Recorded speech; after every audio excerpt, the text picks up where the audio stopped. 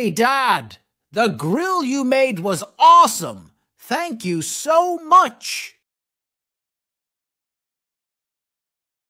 Oh, I learnt it from your grandfather, and also your mother fell in love with me because of it. Yeah, you told me that story before. Dad, I have a question for you. My mom, was she always your only love? I mean, the only woman you have loved? Well, not exactly. Of course I love your mother. But when I was a child, I had an impossible love, if we can call it that way. Ha ha ha. What do you mean? Were you in love with another woman before you met my mom? Yes, but it was a long time before I met your mother. 10 years before. Interesting. I want to know the story. Please, tell me. Are you sure? Okay. Okay. But don't tell your mother about it, because now that I remember, I never told your mother about that girl.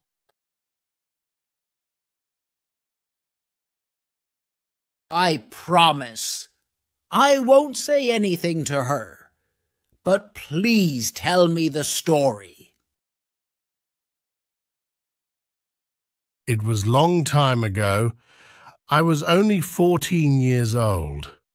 I lived with my parents and my siblings, your uncles and your aunt. You know them very well.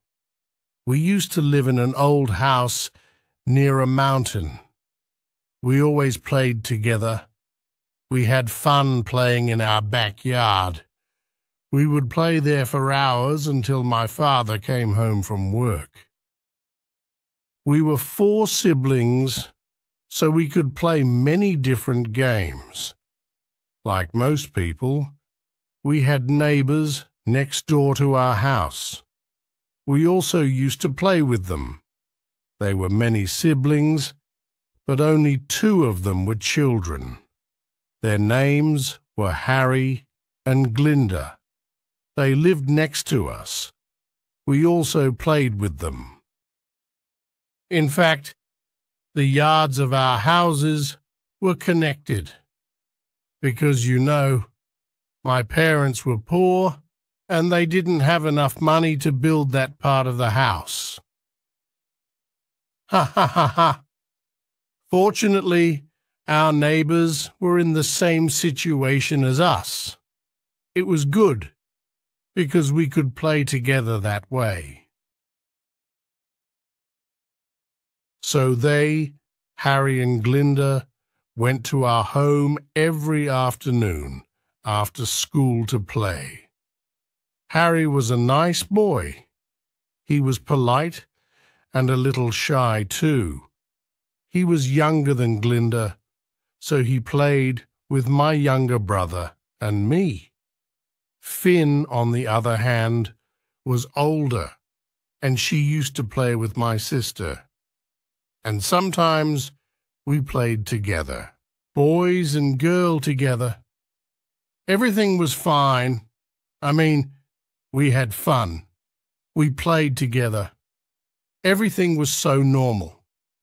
I was a child. I didn't like girls. Not yet. I didn't even think about that. Ha ha ha. So I just played with my neighbors, and that was all.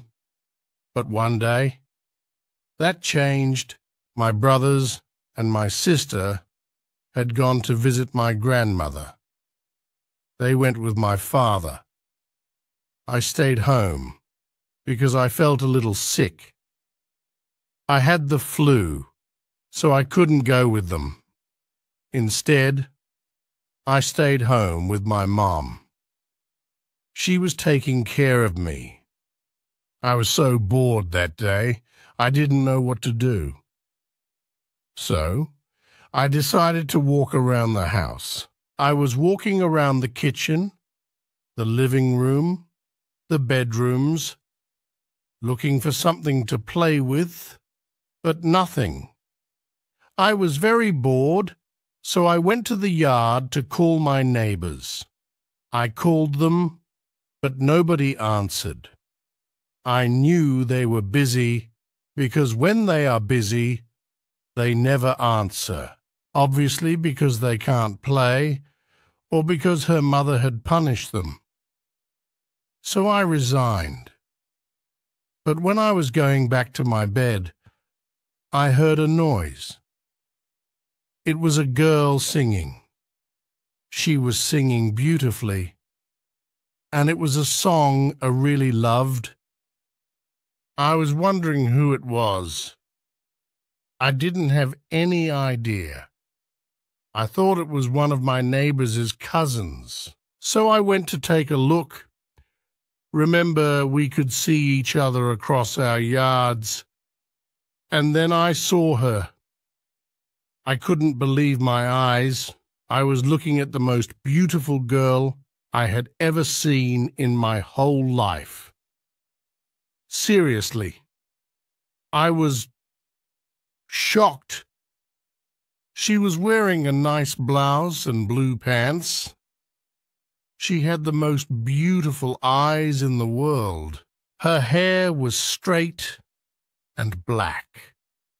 She was slim, and her skin seemed to be perfect. And she was there, right in front of my eyes, singing one of my favorite songs with the most beautiful voice. You're wondering, who was she? Well, it was Glinda, my neighbor. She was the one singing that song. I didn't know why, but I had never seen her like that before. She was so beautiful. She was perfect. I fell in love right away.